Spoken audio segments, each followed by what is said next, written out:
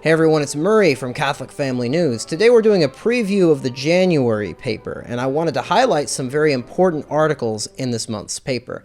But before we do that, a quick note on the written word in general. Many people today don't even read anymore. They just go to podcasts or other listening avenues in order to get their information. And those things are good. We, of course, have a podcast here on Catholic Family News, but I think it's vitally important that people both listen and read in order to get their information. There's something about reading, in particular, that cements ideas into your brain and allows you to critically think more and to exercise your intellect in a more fruitful way. So I think our paper is a great avenue for you to go to in order to get good written information, and you'll get a wide array of topics and perspectives, all under the umbrella of traditional Catholicism and our thought. One of the themes of this month's paper is about how progressives and traditionalists view the same situation but come to different conclusions about them due to having different principles. This is shown in one of our premier articles by Brian McCall. He looks at the Bishop Strickland incident and judges it by its legal principles and legal principles involved.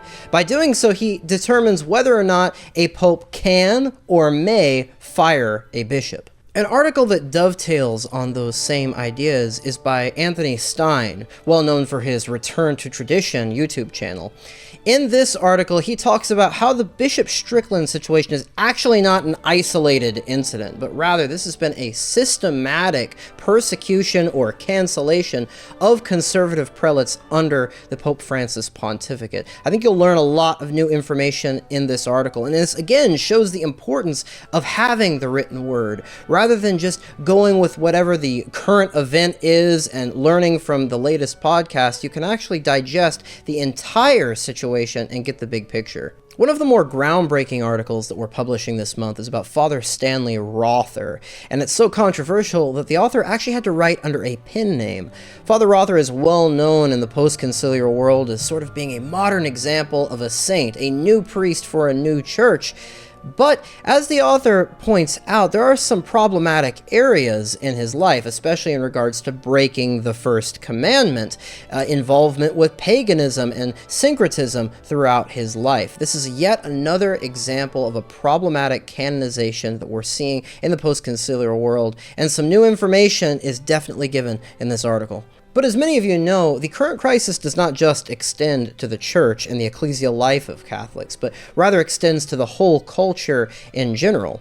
In my article for this month's paper, I talk about William Shakespeare, who I hold to be the pinnacle of a cultural icon for English-speaking Roman Catholics. In this article, I talk about the evidence that shows that William Shakespeare was actually a Catholic and had some insightful and great ideas about Catholic soteriology, faith and works, and Catholic masculinity and femininity. Final article that I wanted to highlight is Chris Ferrara's conclusion of the Grand Superstition series. And while this is an article at the end of a series, this is a great standalone article on its own.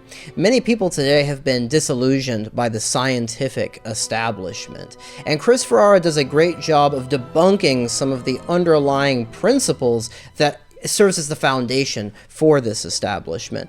He does a good job of showing how this establishment is actually more like a first millennium Gnostic cult than it is a group actually seeking out true knowledge. And of course he's doing this in his well-known witty style, so I definitely check out that article in this month's paper. And we have many more articles that we're publishing in this month's paper. To become a subscriber, go to CatholicFamilyNews.com, or you can just click the link in the description. We're going to start out next year with some great weekly news roundups and some special reports, so stay tuned for those. And from everyone here at CFN, have a Happy New Year.